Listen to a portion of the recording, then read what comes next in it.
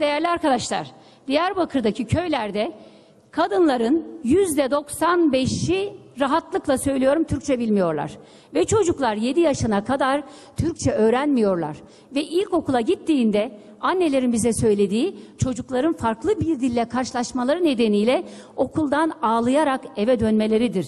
Şimdi siz dünyanın en güzel, en kaliteli okulunu bile yapsanız bir çocuğun orada farklı bir dille karşılaştığındaki psikolojisini hiçbir şeyle izah edemezsiniz değerli arkadaşlar.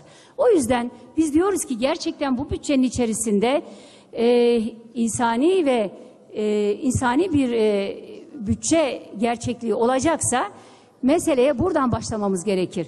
Aynı şey sağlık alanında da geçerlidir değerli arkadaşlar. Kabul ediyorum Diyarbakır'da gelin hastaneleri görün.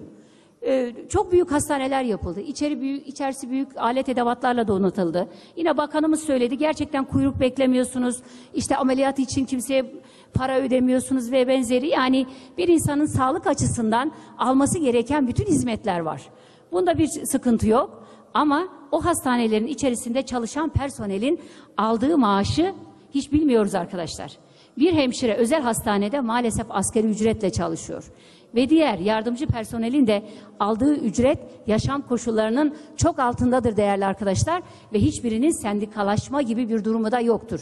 Yine bu hastanelerde tabii ki bölgede özellikle Kürt doktorlar görev aldığı için kısmen de olsa Türkçe bilmeyen insanların kendi hastalıklarıyla ilgili kendilerini Kürtçe ifade etme durumları var. Ama Türkiye metropollerine giden hastalar için bu durum gerçekten içler acısıdır. Yani Türkiye'de yine bir önceki söylediğime geliyorum arkadaşlar.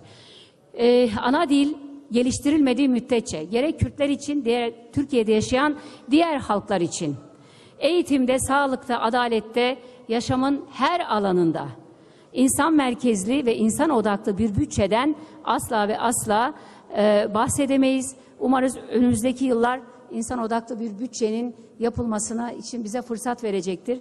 Hepinizi tekrar bu vesileyle saygıyla, sevgiyle selamlıyorum. Teşekkür ederiz Sayın Aydoğan.